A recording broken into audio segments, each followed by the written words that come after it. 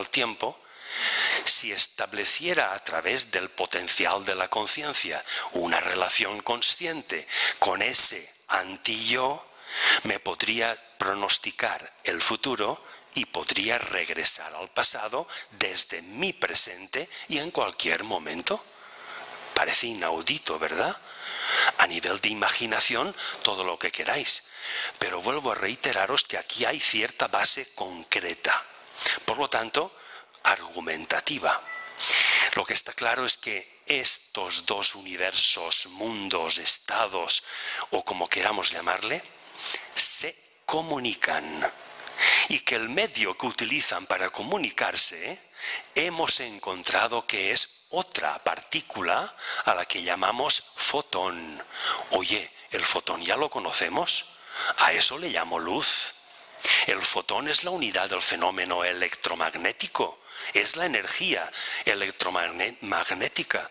Luego, si el fotón me es capaz de comunicarme a estos dos mundos, y a eso le llamo conciencia, ¿es que el fotón es la unidad de medida de la conciencia? Parece, por inaudito que parezca, no deja de tener cierta lógica. Cuando hablamos de conciencia, estamos hablando de partículas.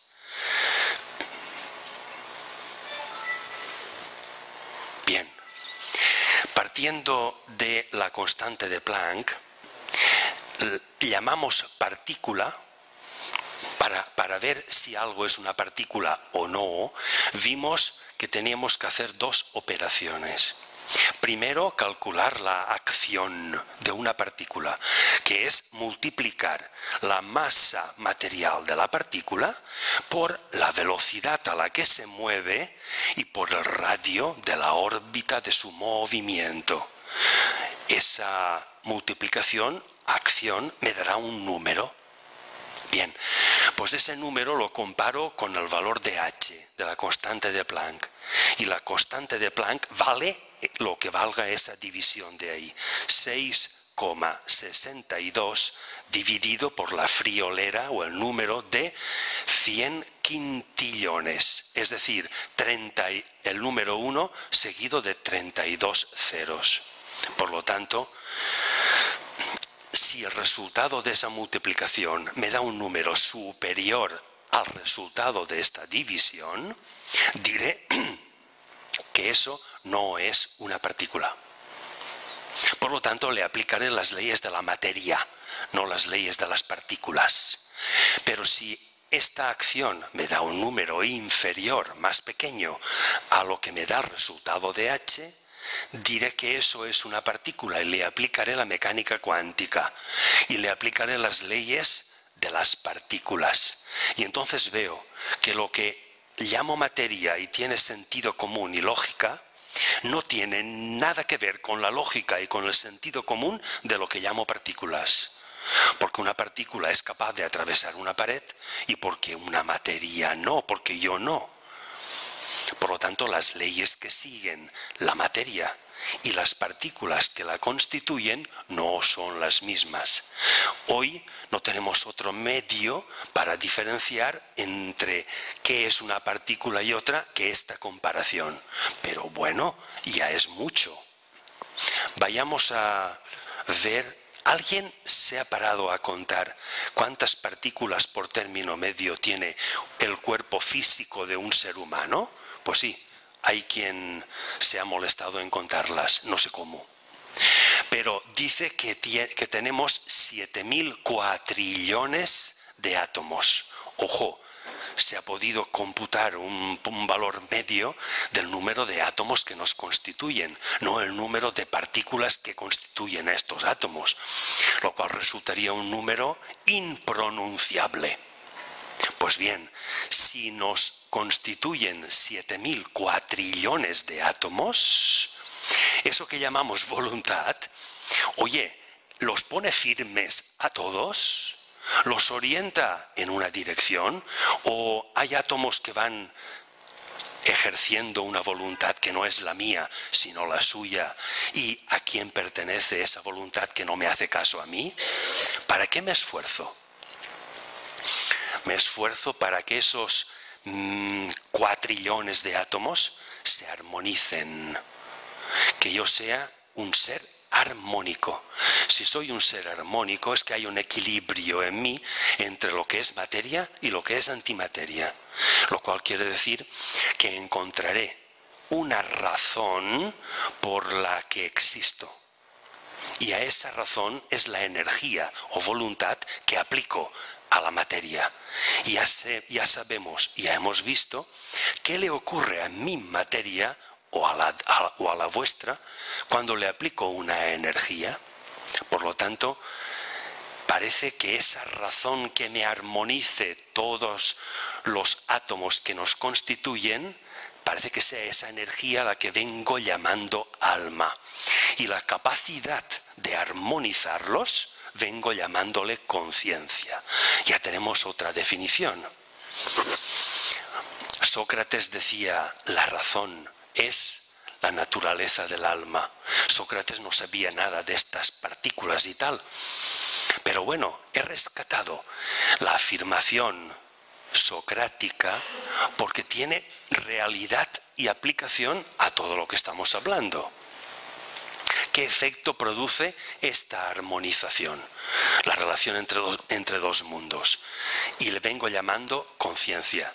Y vengo diciendo que estos dos mundos se corresponden como esas moléculas de oxígeno e hidrógeno que veíamos, con un mundo que ostenta una polaridad y otro mundo que ostenta otra polaridad de signo contrario.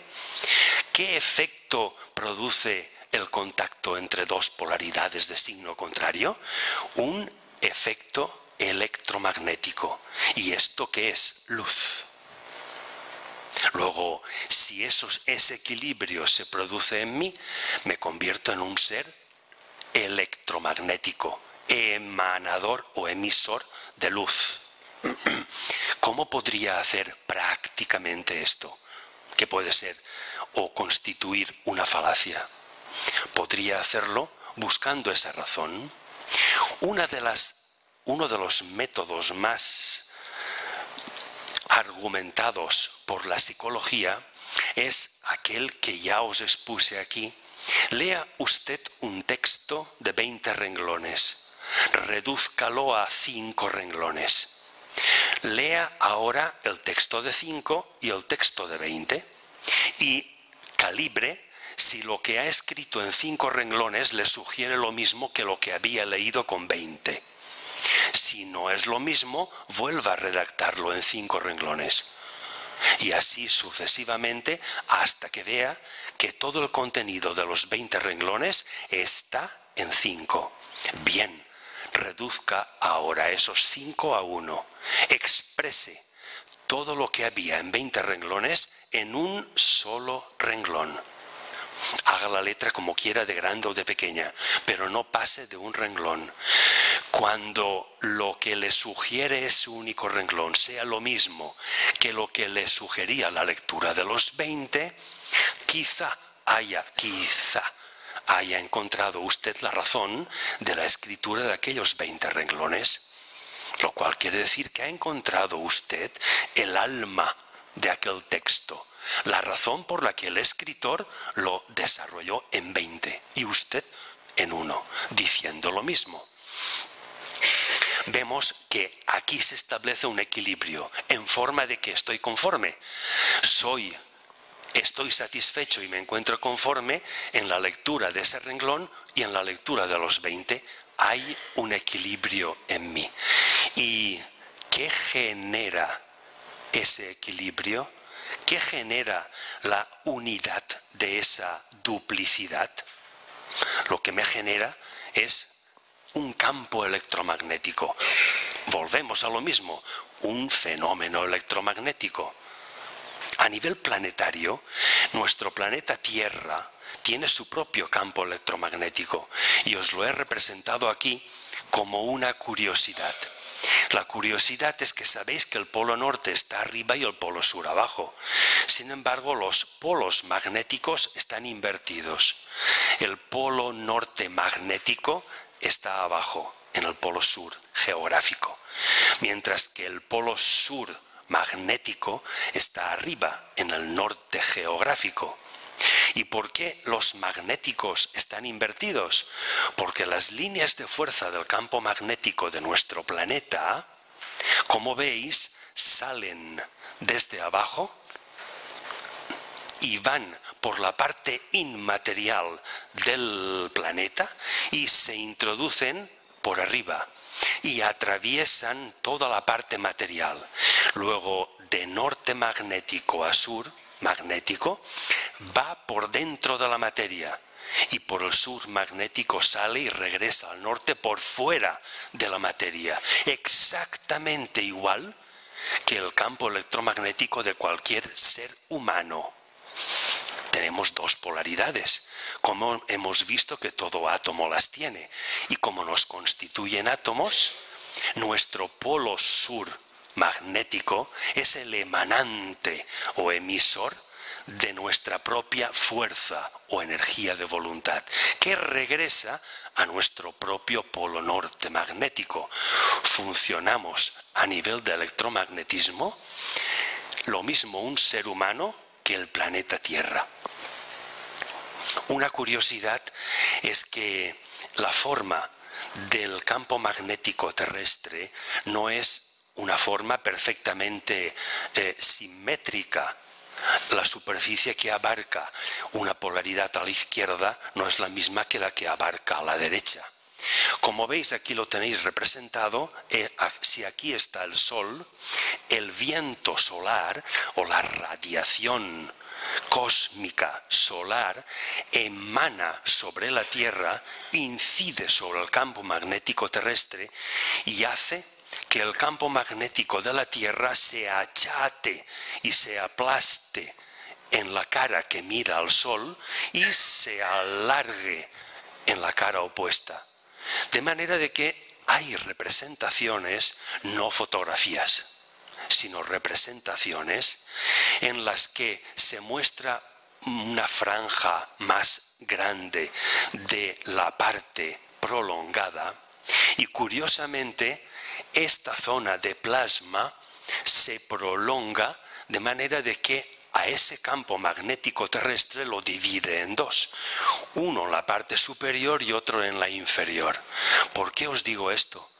Porque al observar esa representación del campo magnético terrestre nos recuerda a una figura humana, nos recuerda a una cabeza en esta parte y luego los hombros y a una pierna y a otra pierna, con los brazos esos y pegados. No hay... Pero bueno, es solo una simbología y una curiosidad, pero que cuando lo ves dices, curiosamente me recuerda a una forma humana. Y surge la pregunta, ¿es que hay una similitud de la forma del campo magnético terrestre por acción del viento solar respecto de la forma que un ser humano tenemos? Tampoco se sabe, pero ahí está la semejanza. Estamos hablando de luz. Sabemos qué es la luz. Si la Navidad es el símbolo, mejor dicho, si la luz es el símbolo de la Navidad, ¿sabemos algo de la luz? ¿Hay algo concreto? Pues sí. En 2003 pudo verse la luz. Se detuvo en un tubo de gas rubidio a determinada temperatura, caliente, se hizo incidir un rayo luminoso y se pudo detener. ¿Os imagináis? Ya os lo mencioné en la charla pasada. La sorpresa de los científicos que estaban observando esto y veían cómo la luz, el rayo de luz, iba disminuyendo su velocidad hasta quedar parado. Y poder fotografiar en aquel extremo los fotones de luz quietos y ver por primera vez qué es un fotón y poder contar que en ese halo luminoso o rayo cuántos fotones hay, bueno, pues esto es una realidad y en esas estamos. Por lo tanto, sí que podemos saber algo respecto de qué es la luz. Respecto de todo esto, que podría ser ahora la conciencia, ¿podemos redefinir otra vez la conciencia con todo lo que vamos sabiendo? Pues resulta que se meten distintas disciplinas para definirla. Os he puesto solamente dos, porque las otras van más o menos por los mismos derroteros. La psicología dice, es la experiencia que queda después de la realización. Daros cuenta de que no es la materia que hemos usado para realizar aquello. Si yo he hecho un trabajo y ese trabajo es un artículo y luego no hago más que ese artículo como materia que es esgrimirlo y pasarlo a todo el mundo, etcétera, etcétera, lo que estoy haciendo es usando materia, no la experiencia que me ha quedado después de la escritura de ese artículo, que es realmente la energía o la razón que me indujo a redactar aquello. Por lo tanto, si utilizo la materia usada para la realización de una propuesta, no estoy desarrollando mi conciencia, porque no estoy haciendo uso de la relación entre dos mundos, uno material y el otro inmaterial, y ya que el mundo material que uso es el mundo de mis propios deseos y emociones, sentimientos o impresiones, pero no es la materia usada o empleada en realizar aquella propuesta. Creo que me entendéis lo suficiente. Los obstáculos que me encuentro para no considerar la experiencia, sino la materia que he usado en la realización, mis propias inseguridades, mis dudas, todo el cúmulo, o aunque sea una, creencias que no comprendo y tengo que sustituir la falta de comprensión con la fe, etcétera, etcétera. ¿Y la ciencia? ¿Cómo se atreve a definir a la conciencia? Capacidad de controlar la luz. Textualmente así. El ser humano desarrolla su conciencia en la medida en que controla su propio electromagnetismo. Y ese campo de líneas de fuerza que nos redondea y nos circunda a todos, que sepamos dónde está constituido, cómo, por qué y cómo potenciarlo. Es decir, que podamos controlarlo. Y al controlar eso, estamos controlando nuestra propia luz. Si yo le digo a otro, tienes que hacer eso, estoy obviando mi propio control y estoy diciendo a otro, mira, contrólate así porque yo te lo digo, fíjate de mí. Pues no. Luego, esa capacidad de controlar la luz es ese contacto efectivo y real entre dos mundos. ¿Podemos observarlos? Como veis, hay preguntas que nos estamos haciendo y que tienen cierto atrevimiento. ¿Podemos observar directamente dos mundos? Pues sí. Vamos a nivel atómico, a nivel de partículas. Si observamos no a un átomo, sino a los electrones de ese átomo, fijaros que aquí lo que veis como eclípticas alrededor de lo que parece una pelota de ping-pong son los orbitales, el movimiento, las trayectorias que siguen los electrones. Bien, pues al observar una realidad microscópica como es el átomo y intentar observar no al átomo sino a sus componentes, veo al electrón en determinada posición, ocupando determinado espacio, igual que a otro y a tantos cuantos tenga. Los veo como quietos. Hago una fotografía al electrón, bien. Luego, si observo partes de un mundo, las veo localizadas en un espacio. ¿Y en qué espacio? En el tiempo en que he observado. Porque si observo en un tiempo anterior o posterior, el electrón ya no me aparecerá jamás en la misma posición, sino en otra distinta. Lo cual quiere decir que si observo dos veces, veo dos átomos distintos porque el electrón no está en el mismo lugar. Y el orbital que sigue a lo mejor es mayor o menor que el anterior que observé. Luego el átomo acaba de cambiar por el hecho de que yo le observo. Entonces, si tantas veces cuantas observo veo espacios distintos, es que mi observación crea mundos distintos. Para corroborar si es sí o si es no, observemos no al electrón, sino al átomo en conjunto y vemos algo parecido a eso. Si nuestra intención es observar a una estructura atómica, dejamos de ver al electrón. No podemos saber dónde está. Podemos ver un halo energético que es el espacio por donde se mueve, por el que probablemente se mueve, pero no podemos ver a la partícula electrón dónde está. ¿Por qué? Porque no me interesa ahora observarlo. Me interesa observar a ese conjunto que llamo átomo, lo cual me da otro mundo en el que la partícula anterior no está definida, sino aparece como una probabilidad, una nube de probabilidades. El electrón puede encontrarse en cualquier punto. Si hay infinitos puntos, el electrón está ocupando infinitas posiciones al mismo tiempo y yo lo estoy viendo en forma de una nube, algo difuso. No puedo saber dónde está.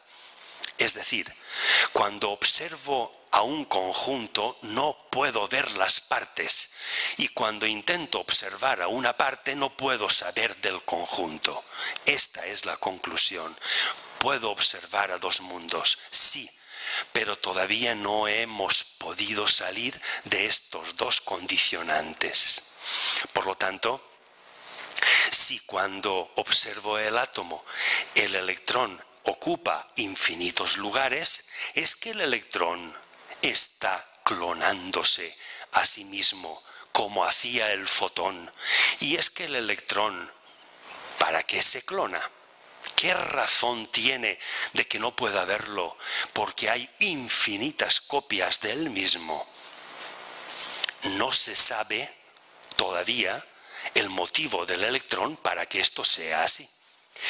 Pero sí que se supone, respecto de una estructura material que se ha estudiado como un conjunto atómico, que aparece una nube de probabilidades precisamente para que las infinitas posiciones o copias del electrón en lo que llamamos orbital están absorbiendo parte de la energía del núcleo que los atrae, de manera de que como cada copia absorbe una parte de la energía atractiva del núcleo, el electrón puede mantenerse en un orbital. Si no fuera así, sería absorbido por el núcleo, colapsaría con el núcleo y se desintegraría el átomo. Y eso no ocurre. Luego, aquí hay otra vez una conclusión psicológica muy interesante en la que se estudia la múltiple personalidad. Esto de que un niño sujeto a férreas disciplinas en su infancia y adopta otra personalidad como defensa, esa doble personalidad en algún momento, cuando logra por su libre albedrío desprenderse de aquellas disciplinas, potencia en sí mismo la existencia de la doble o de la múltiple personalidad. Luego, los psicólogos se están uniendo ahora al estudio científico de esta infinita copia del electrón para formar un átomo, porque puede sacar conclusiones aplicables al ser humano respecto de la múltiple personalidad que muchos manifestamos. Como veis, quiero significaros que hay un acuerdo o un estudio mutuo entre la gente que se dedica a estudiar y a investigar en física nuclear con otras disciplinas transversales y que tengan que ver con la actitud humana. La razón de esa múltiple personalidad reside en el confinamiento de la personalidad en algún momento de nuestra vida. Y al confinarnos por una creencia y no salimos de ella, por una imposición y nos cuesta salir de ella, etcétera, etcétera, fraccionamos nuestra propia personalidad, nos debilitamos, pero nos fraccionamos en varios yoes, de manera de que quien habla cuando está en el bar no es el mismo que quien habla en otra circunstancia. Y entonces nos estamos manifestando predominantemente en un sentido o personalidad y en otro, como consecuencia de que en algún momento de nuestra vida hemos padecido un confinamiento. Este confinamiento nos lo creamos como método de defensa para repartir entre todos los yoes o personalidades que creo, para que se reparta el peso opresor, aquella disciplina que se suavice su poder absorbente respecto de todas las copias que creo de mí mismo y que en un momento dado las manifiesto. Ahora una y luego otra, consciente o inconscientemente. Lo que es interesante es que el estudio del comportamiento del electrón en esas múltiples copias de sí mismo tiene que ver y es aplicable al estudio de la psicología humana respecto de nuestro fraccionamiento en cuanto a las personalidades que adoptamos.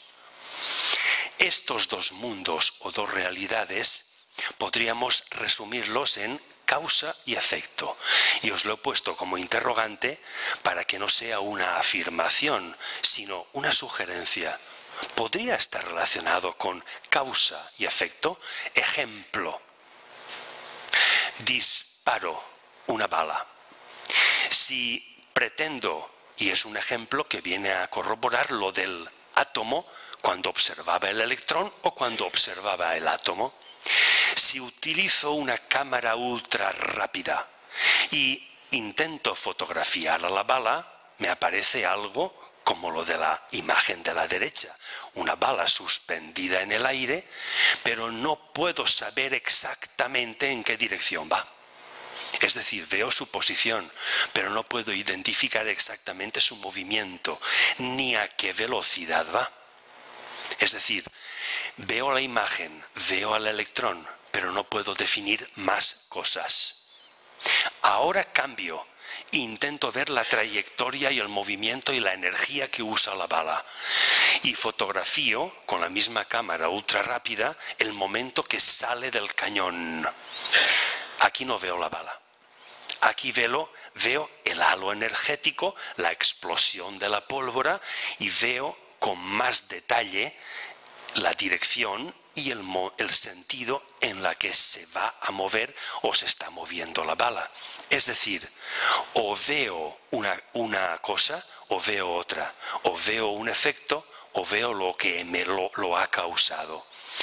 Pero me resulta imposible combinar ambos y saber exactamente qué causa es y qué efecto es. Por lo tanto, ¿podemos relacionar dos mundos? Sí, pero parcialmente. ¿Qué ocurre con la materia usada en un efecto? Es decir, ¿qué ocurre con esa materia, mi propio cuerpo, cuando ejerzo la voluntad de realizar una propuesta? Ocurre que la materia usada en realizaciones anteriores empieza a desintegrarse. Ojo, a desintegrarse sin que ninguna de sus partes constituyentes sea destruida.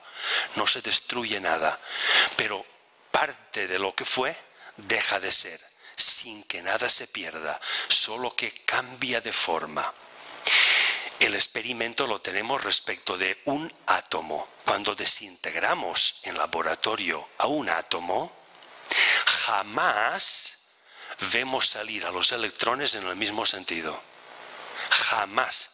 Tantas cuantas veces hemos desintegrado al mismo átomo, hemos visto las radiaciones y la salida, la dispersión de los corpúsculos que lo componían, ocupando posiciones y espacios diferentes. La energía es la misma, pero el efecto me cambia.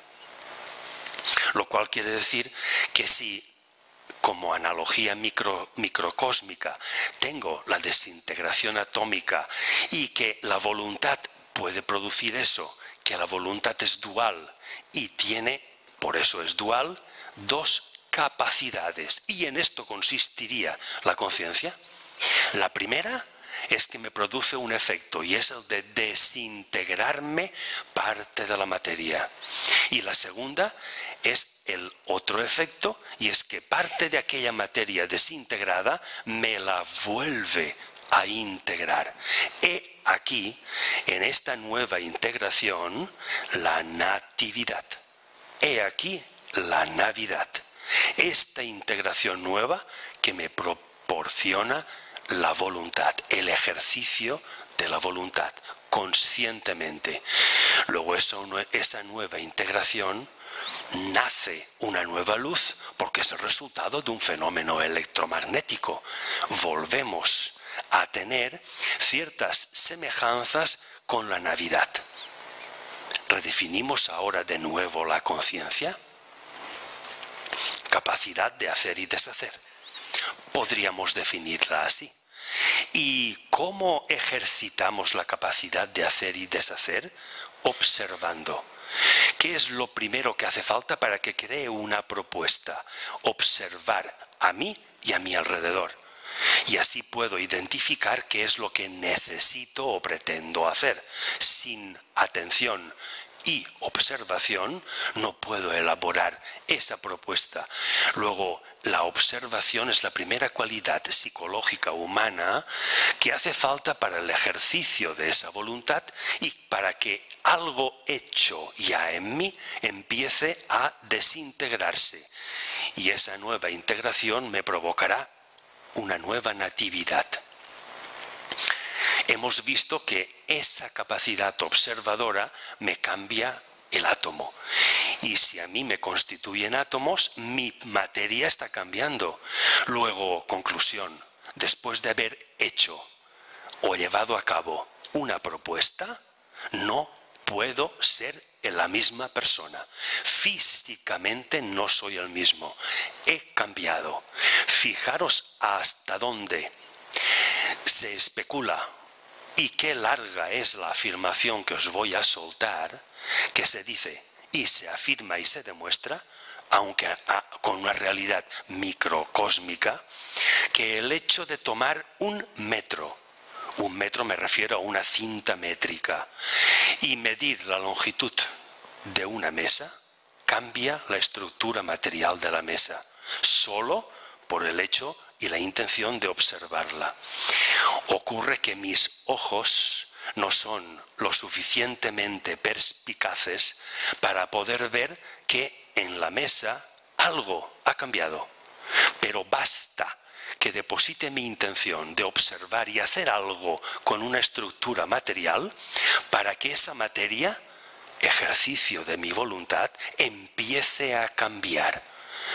Luego, conclusión, todo lo que hacemos y todo lo que expresamos como intención cambia nuestro mundo. Hay dos detalles que os quiero significar respecto de esto. Os he puesto ahí, y no es ninguna broma, que observa un ratón, un mosquito o un humano. Bien, veamos. ¿Qué puede observar un ratón? Las circunstancias y las propuestas de un ratón, justo, y estaremos de acuerdo todos en que no pueden ser las mismas que las de un ser humano. Luego, a lo que a un ser humano le interesa observar y sobre lo que deposita su atención, no es lo mismo que aquello que le puede interesar al ratón.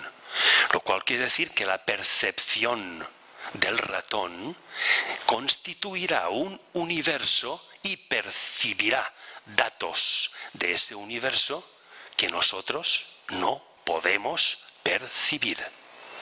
Lo cual quiere decir que el mundo en el que vive y cambia el ratón no es el mismo el mundo en el que vivimos y hacemos que cambie nosotros. Pero eso también lo hace un mosquito, por la misma razón.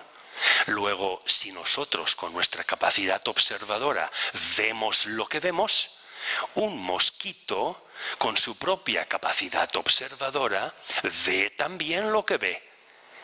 Y lo que vemos mosquito y ser humano no es el mismo mundo. Y lo que cambiamos al ejercitar una acción no cambia el mismo mundo. Conclusión, vivimos en un mundo que llamamos materia y que no es un mundo único, sino que es el solapamiento de múltiples mundos. Es como si hubiéramos dibujado un mundo en papel transparente. Cada uno de nosotros seguramente dibujaremos mundos distintos, pero ¿qué veremos si sobreponemos todos los dibujos? Que habrá una imagen conjunta. Pues bien, esa imagen conjunta, solapada, es lo que llamamos materia. Pero una de esas hojas es lo que ve uno de vosotros. Y al no ser lo mismo, su mundo, tanto de propósitos como materia de realizaciones, no coincide con el mío. Por lo tanto, aquí, si somos el número de personas que seamos, estamos viviendo y percibiendo mundos diversos. Y al conjunto, a la percepción conjunta de ese mundo diverso, le llamamos materia. La conciencia sería la capacidad de ver mi propio mundo, cómo debo cambiarlo y cómo debo actuar en mi propio mundo para armonizarlo y no crear conflicto en el mundo que están creando y modificando los demás con sus propias acciones. ¿Habría una definición de fraternidad más universal? Hablando en estos términos, ¿no hablaríamos del alma y de la conciencia en términos más universales que los que habíamos mencionado antes? El segundo detalle. Acabamos de ver que un ratón o un mosquito son más pequeños que nosotros y sin embargo cambian sus propios mundos. Observa lo grande y lo pequeño. Ahí lo he puesto en pregunta. Respuesta, sí. Observa lo grande y observa lo pequeño, pero todavía con una condición. La condición es que esa capacidad de modificar se realiza siempre que algo grande observa a algo pequeño, pero no se ha podido detectar al contrario. Si algo pequeño, un mosquito, me observa a mí, no se ha detectado que a mí me cambie la observación del mosquito. Pero sí que se ha detectado que mi propia observación puede cambiar la constitución, la materia de aquello que observo. De hecho, la mecánica cuántica así lo demuestra. Y el ejemplo de medir la mesa es un ejemplo muy clásico. ¿Por qué ocurre siempre que lo grande observe a lo pequeño y no al contrario? Quizá porque tanto el mosquito como el ratón como los seres humanos todavía tengamos una conciencia en desarrollo. No somos todavía conscientes del mundo inmaterial y del mundo material, sino que somos parcialmente conscientes. Luego tenemos una conciencia en desarrollo y para eso quizá estamos aquí. Si tenemos esa conciencia en pleno auge, desarrollándose, ¿qué puede implicar este tránsito? Desarrollarse con un objetivo. Inicio aquí para llegar allá. Luego aquí hay un tránsito. ¿Qué implica este esfuerzo y este desarrollo? Implica el esfuerzo por equilibrar mis propias polaridades. Como vimos antes, esa molécula de oxígeno y de hidrógeno con cargas eléctricas, con polaridades eléctricas, si no existieran equilibradas, oxígeno e hidrógeno no podrían combinarse químicamente. Luego, para que ese efecto de la atención o de la observación produzca un cambio efectivo y real en la materia, tengo que tener mis propias polaridades equilibradas.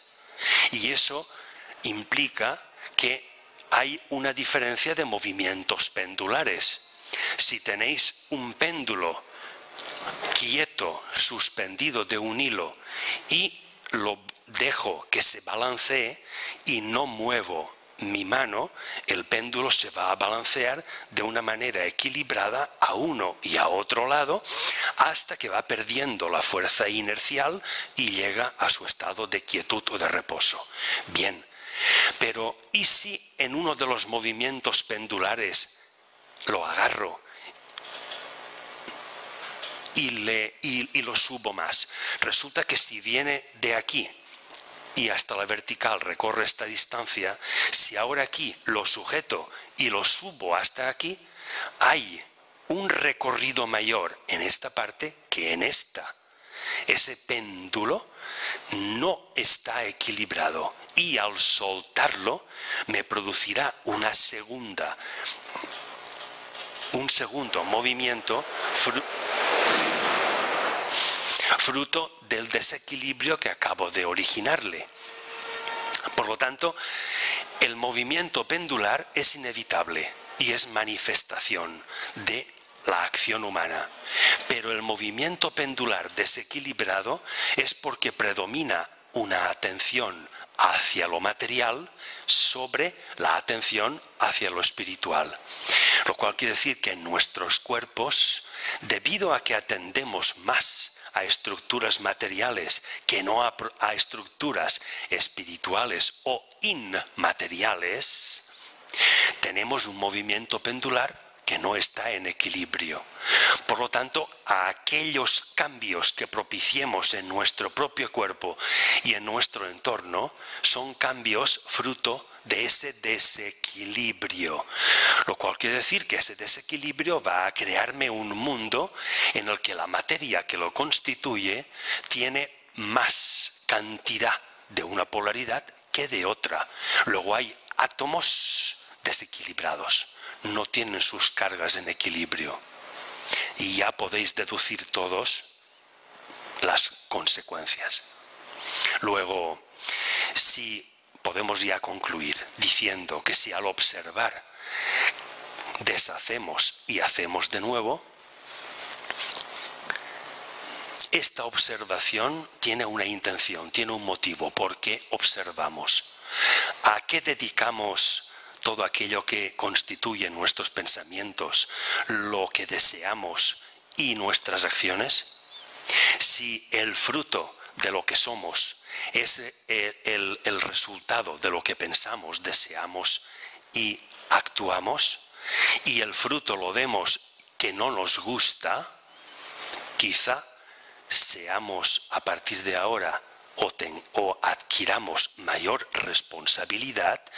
Ojo en lo que piensas, cuidado con lo que deseas y mira a ver cómo actúas.